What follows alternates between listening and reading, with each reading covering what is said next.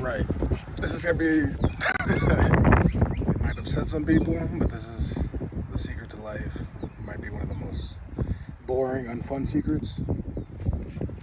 Also not a secret because we know this from the beginning, but that's besides the point. So, secret to life is it is meaningless until you give it meaning. Life itself. If you're speaking about it from, a divinity perspective, God is neutral, right? God created both good and bad. There's neutrality. Morality is something that we have as human beings. God, there is no morality because He created everything, right? So, secret to life, it's meaningless until you give it meaning. Meaning, you give whatever you want meaning, and that's meaningful to you. Okay? You can click off, or you can listen to me go into it a little more, but we'll start this with a quick example, right? So, there's people that have superstitions. There's people that have certain ways to look at life, right? Easy example would be, if you get shit on by a bird, there's two types of people. You get shit on by a bird, oh shit, man, fuck, like this day can't get worse, like that's one type of people. They think getting shit on is unlucky. And then you got the other person, they get shit on a bird, they're like, oh my god, how lucky am I? Like the chances of that, like what? Like the chances of getting shit on by a bird is super tiny, right? So for that to happen, you're on your luck that day, right? So those are two type of people. That's an easy example of how life is meaningless until you give it meaning. The actual action of getting shit on by a bird doesn't mean anything. It doesn't. It means zero, right? It's just us. It's us interfacing with a projection that is our mind of our reality, right? So the problem that a lot of people have is that they react to the outside. So people are reacting to the projection that is a projection of our internal world, right? So they're reacting instead of responding. Once you kind of are more comfortable in your knowing and sit comfortably in who you are and who you're choosing to become, or who you're choosing to show up as, because choosing who you are, that's a present thing. You always choose who you are in the present, always. You're constantly changing. Every second, you constantly have to choose to be the person you want to be, because that's the nature of this world. There's nothing else besides the present. The past doesn't matter. The future doesn't matter. It's the present that we live in, and the present that affects us. The reason people have issues with anxiety and depression is because living in memory or in fear of the future, you are bringing that into the present, right? Because if you live in the present, it's you're being, right? You're in the process of being. There's nothing to worry about, Once you start worrying about other stuff, whether that's the past experience or the future, you're bringing things that are a creation of your mind into the present and stressing yourself out with your own stress, right? Because doing those things, or rather you're creating worry for yourself, which is creating negative experience for yourself, which is also stressing you out, right? And again, this is you creating it. This is nothing, right? Like this is not the fun way to look at it. But if we were to function on the God consciousness, right? The whole point of this experience is to experience. The reason why this experience is so fun is because we interface with it still using 3D. So emotions, thoughts, whatever we want, right? Pleasure, different tastes, like stuff like that, right? All this stuff is how the God consciousness observes our vessels interacting with the projection that is our reality. Okay? So, objectively, if you think about it, the closest thing to God consciousness would probably be in the spectrum of kind of like a psychopath where nothing means anything, right? Where it's meaningless. Everything is meaningless. It doesn't. It's not. There's. It's gonna sound weird, but there's no difference between a little puppy dying and a person dying, or there's no difference in the scale of good and bad, because it's just things. It's just things that happen, right? There's the God consciousness of the observer is independent of those feelings and those thoughts. So what's special about our existence is that we can utilize our God consciousness in order to interface with the world and respond to the world in the way we want and create the reality that we want, right? So if you want to help people, you could choose to help people, right? You're choosing this. You're not choosing this because, oh, we need to help people, or we need to do this, or we need to do that. Because in reality, everything in your universe, everything in your existence is a mirror of you. Because life is a mirror of you, right? If certain people piss you off, that's you. You piss yourself off, unfortunately, right? It is what it is. If you cannot stand certain behaviors, right? There's some people that, there's certain things like, I don't know, kissing your teeth, like, or talking with your mouth full, or, like pet peeves, right? Like, for example, a pet peeve of mine is anyone saying, like, something's impossible, right? Or like, my pet peeve is someone telling me that change is impossible, because that is the whole nature of this existence. We're here to experience. In order to experience, we show up as what we choose to show up as. Now, the problem is that when you approach this from a 3D lens, approach it from a logical lens, the ego, we're everything. We're the observer. We're the ego. We're the supreme consciousness. We are every identity. From there's a version of you in prison. There's a version of you that's a doctor. There's a version of you that's a lawyer. There's a version of you that's a janitor, right? There's a version of you that does everything, good and bad, right? But we are choosing who we show up as all the time. So you're constantly choosing your reality, and that counts for interactions with other people, right? Think about times where it hasn't happened to me in a while, but like when interactions with people kind of irk you, and like you feel bothered, or you're like, oh, like I'm like, this person just ruined my day, right? And then you think about it, you think back on it, and it's like, they didn't ruin anything. You created your own interpretation of how the interaction went, right? They're mirroring back you, because everyone projects. This reality is a projection, right? Everyone has their own little universe. You're not going to see yourself as someone sees you in their reality, right? Because that's not how that works. That's not how they interact with each other. But what ends up happening is you are projecting your reality to everyone that you interact with. Oh no, but only narcissists do projection. No, everyone projects, period. Either good or bad. Everyone is projecting their reality on the external world. Example, I project positivity, always. So it's like, oh, someone, or I haven't got a call back.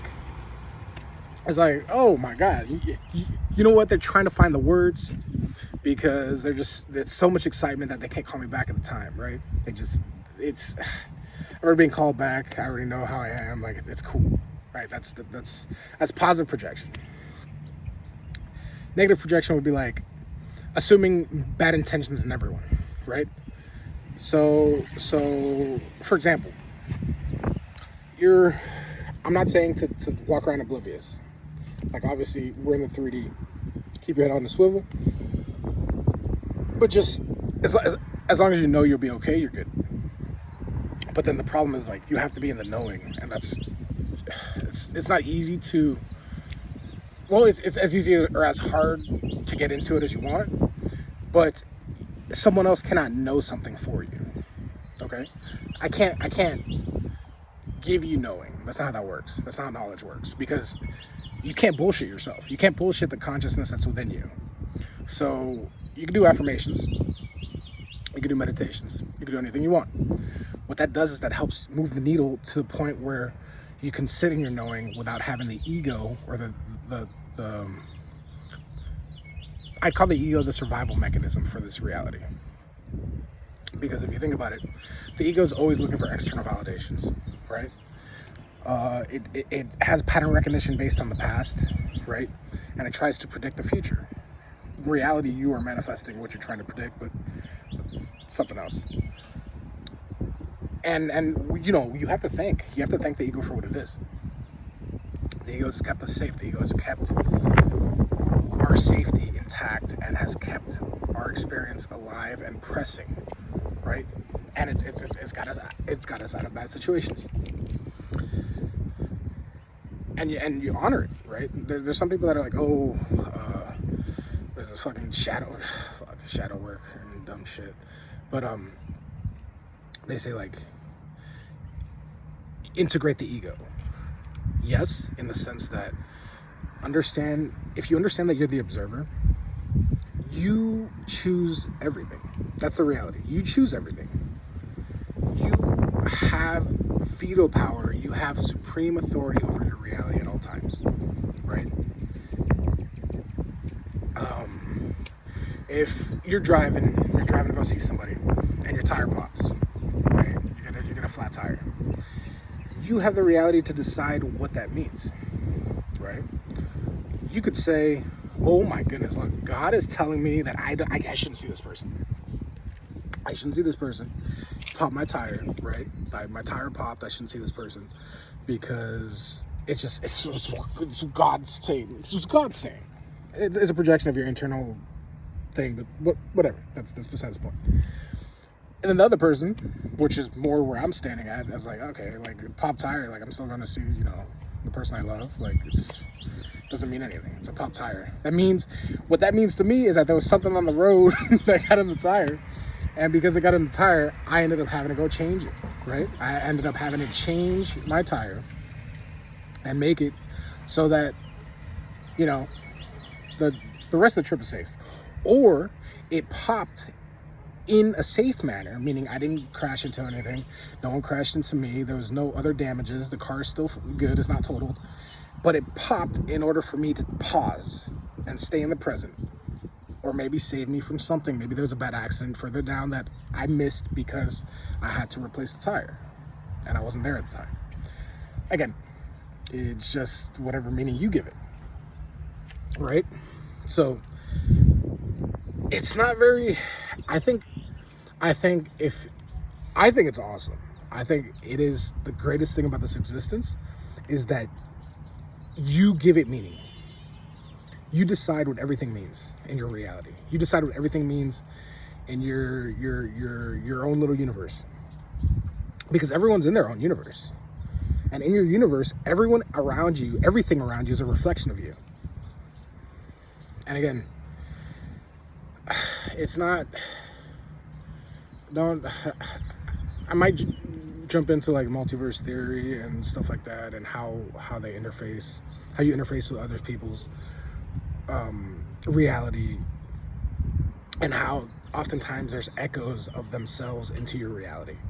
And that's what we're interfacing with, because you are never able to understand someone from their reality ever.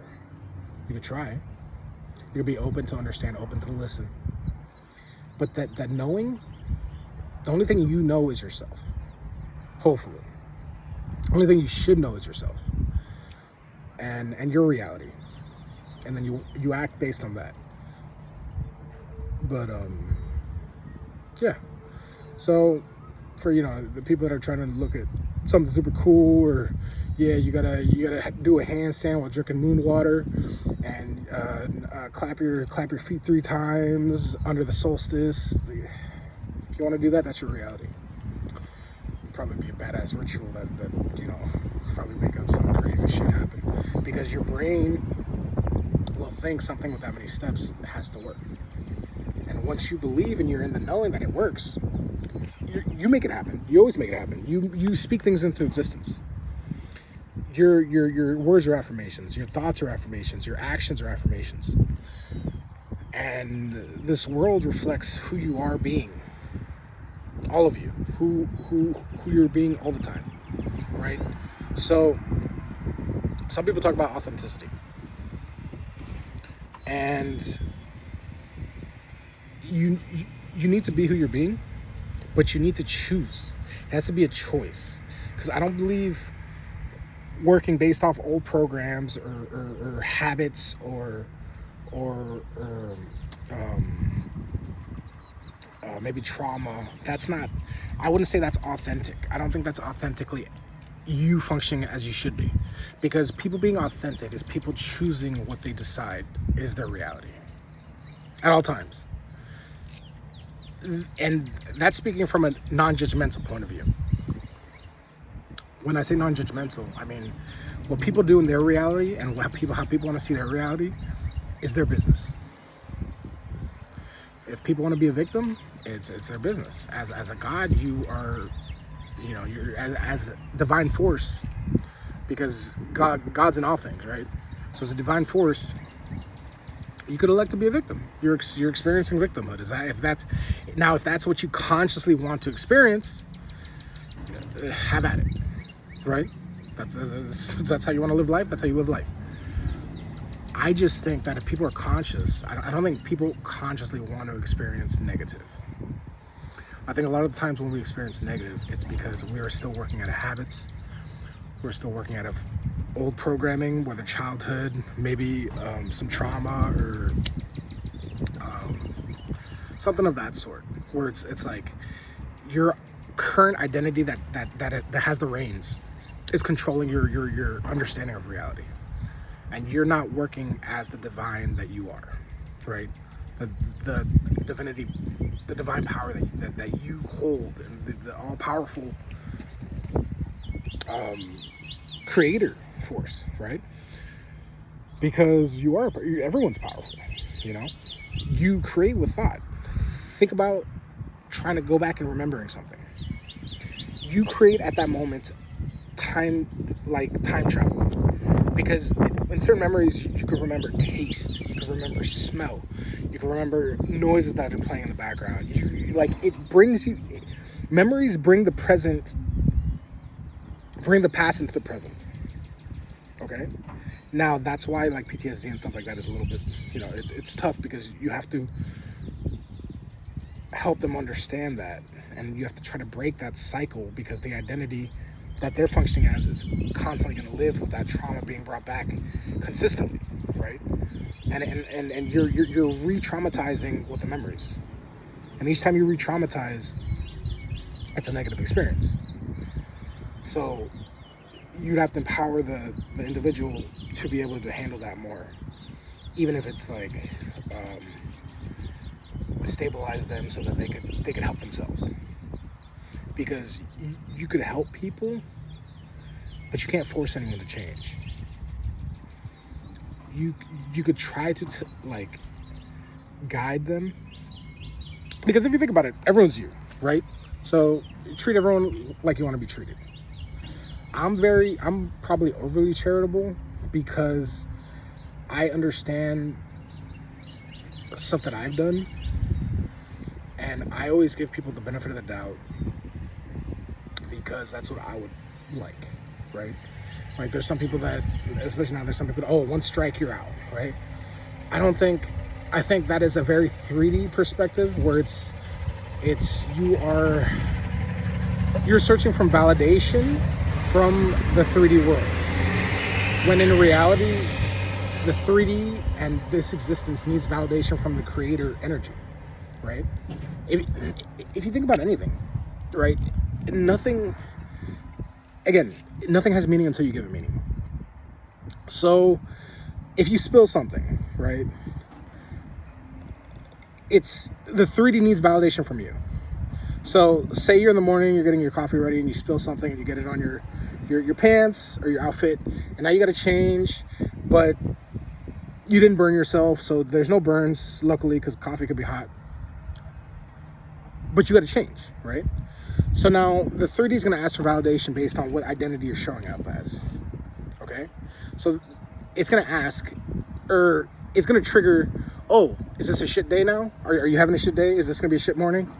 Or when it does that, because oftentimes our ego and our pattern recognition is going to be like, oh, fuck, like this day is going to suck. And then you're manifesting a negative day, start from the bat. But anyways, say that happens, right? Now the 3D asks for validation from you. Oh, you spilled coffee on yourself. Does this mean the day's gonna be bad? And you go, no. Like, this just means now, you know what? I didn't even want to wear that outfit anyways. Like, now I could get an outfit that I care to wear. I was. You're trying to spare your reality sometimes. You ain't trying to stunt all the time, right? You ain't trying to get attention all the time. So you gotta keep it low key sometimes. But you know what? Now the coffee's spilled, so now I gotta change, right? Again, 3D needs validation from you. The universe needs validation from you. It is something that I'm probably gonna sound like a crazy nut to everybody, and it doesn't matter. Because I know this to be true, and I can't explain how. It's a knowing. It's an internal knowing. And if this content's for you, it's for you. If it's not for you, it's not for you, right? You are the creator of your reality. Meaning, whatever you do after seeing this is on you. If you want to play victim, play victim. If you want to step into your power, step into your power. I'm not selling anything. I don't care for a following. Like it's just information I wish I had access to maybe 10, 15 years ago. As someone that's really logical and really into like intellectual endeavors and probably got stuck more into the 3D than I should have. But we live and we learn.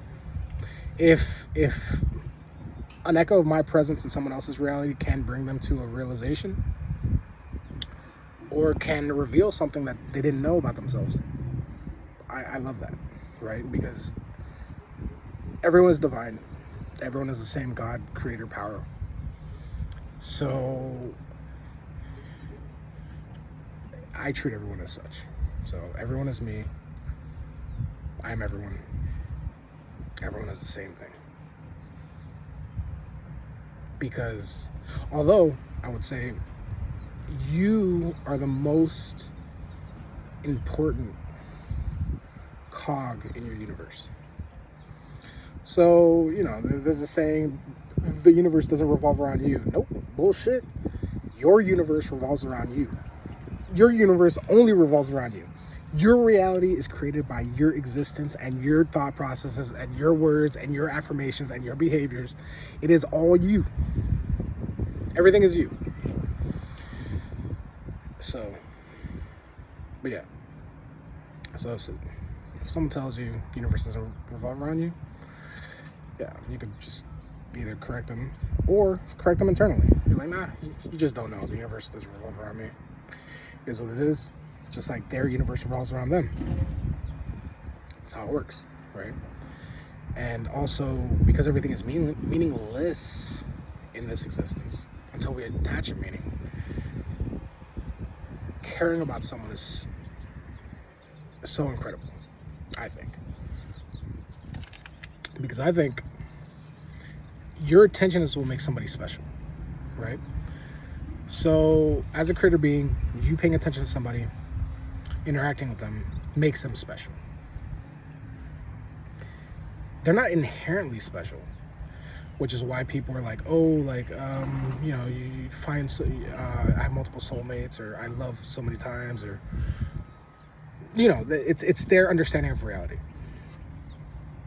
But I think it's really cool, and I think it's really pure when you choose to love somebody, regardless of what happens. Because that's a decision that you made. And that's a decision that you want your reality to be as. And we could talk about this in another video if I decide to make it. But choosing to love somebody and knowing that you love somebody is always a benefit, I would say. I think love is overstated or understated. And I think a lot of people were trying to logic love, and I don't think that's how it works. I think you decide who you love, and you decide when to stop loving somebody. And everyone has conditions to love because, well, we're living in a 3D. And if you are not operating at your God consciousness, you are going to look outside for something that you should internally know. So I love unconditionally because that's the love I give myself. So do what you want to do. You got the secret of life. It's meaningless until you give it meaning. So super unfun, super boring. To some, you're gonna be like, oh my God, like this doesn't help me. Like it's meaningless. Like now what? Congratulations. You can start on your path of creating the reality that you want because nothing has meaning until you assign it meaning, right? Not getting a job interview. Either, oh my God, they don't like me. I can't do work. I can't do anything. Or, you know what? I'm destined to do something else with my life. That job doesn't want me. Or rather, they do want me, but they know that it would, it'd be too big of a detour to actually do what my purpose is in life, right? It's all your creation. All of reality is your creation. Now, mind you, people are going to call you delusional. That is often your old identities being mirrored back at you, right? So it's people call you delusional. And that's going to be like echoes of your ego, right? You're like, come on, like you have to understand who you are, how you think, what you do. And you have to stop external input. Because most people today, the majority of people, aren't controlling anything that they're doing. They think they are. They think they're controlling it. They think they're making a decision, but they're not. It's not. It's old habits, old systems of thought, emotions. Sometimes our identities and the ego is so good at what it does that there's plenty of people that think they're in consciousness, right? They're like, oh, I'm spiritually advanced. Like, I know what I'm doing. I've been on this journey for 15 years. Look, again, your reality is what you do and what you say it is. So if that's what you think, that's what you think. It's not my business how you view reality, okay? But understanding that the consciousness is just the state of knowing. It is not. There's nothing you have to do. You have to know and be. That's it. It's not. It's an unfun secret. There's no rituals.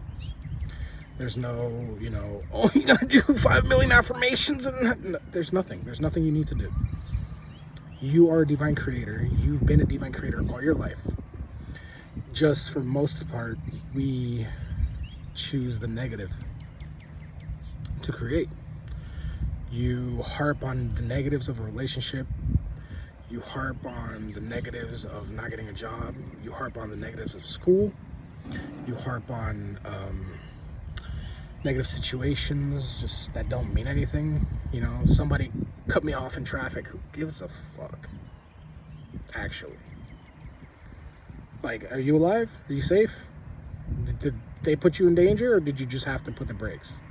And now you have to slow down because you're speeding, and now you're like, fuck, I have to slow down because then otherwise I hit them, and I don't want to look like a dumbass, so I'm putting the brakes, and now I'm redirecting the anger because I was a dumbass for speeding at them, because now they put me in a situation where I have to brake fast. And now I'm externalizing the blame of my behaviors that I was doing the whole time. But again, it's just my understanding of, that our reality it comes from us, and it's a mirror. Everything is a mirror. Everything is you. Everything is you. You'll either know it or you won't, and you choose to live whatever life you want to live anyways, which is a cool thing. That's the best part about this existence. Everyone chooses the life they live. God consciousness gets to experience life at so many degrees, varying degrees, so many levels. You can experience life as a victim. You could elect to be a victim. Again, God has no moral, there's no morality with God. Things just are, right? Things just are. It is just what it is, essentially. Morality is a human thing, which is also freaking sick, right? Like think about being able to choose what values you care about. Think about choosing how you want to live your life based on what behaviors you want to exhibit, and how you want to show up for your family, how you want to show up for your loved ones, what you want to do, how you want to interact with people. This is all stuff that you decide after you get to the consciousness level. You get to decide it, because until then you're not deciding anything, and it's often a mirror of your past behaviors, your past programming, past habits. Think of like someone that's quick to get outbursts to other people and blame everyone. They're angry with themselves about something. It could be latent, could be open. Who the fuck knows? But they're upset with something that they haven't addressed. Maybe they don't know they need to address it. Okay? Maybe they don't understand that you choose to react to emotions. Because emotions, again, are just meaningless things if you think about it. You could say anger comes from, again, you give it meaning, right? So like, oh, I'm angry because my boundaries are crossed. Okay, yeah. Now, you could be angry, but you don't have to react in the way that you cuss somebody out. Because at that point, what are you doing? Does cussing someone out make you feel heard? Is it more of a thing that you don't feel heard, and now you're cussing somebody out because you're trying to force them to understand? Even though they're probably trying to understand. I mean, I try not to assume negative intent or malice, because I don't think, again, because everyone around me is a reflection of me. I don't have bad intentions. I never have bad intentions. There's no, what the fuck am I, who lives life with bad intentions? It's crazy, right? But, so everyone's a reflection of me, so that doesn't even come to my head. If you're someone that has had bad intentions before and doing shit, I could see how that could be a thing. But again, life is meaningless, but the meaning of life is the meaning that you attribute to it. So decide what you want life to be like, and fucking have fun. Experience. That's why we're here. We're here for an experience. Do what you want to do, but don't be a victim to bullshit. Own your decisions. Own what you do. Own what you say. And choose what you're doing. Whether you want to progress, whether you want to stay the same, whether you want to love hard, whether you want to love differently, whether you want to love many different people. Man, I don't know. Like, whatever you want to do, it's your decision. And again, I'm not trying to sell anything. I don't really care. I'm just putting out stuff that I wish I would have heard years ago. So, have a beautiful day. Every day is perfect. So, say it's so, and it will be. So, goodbye. All love.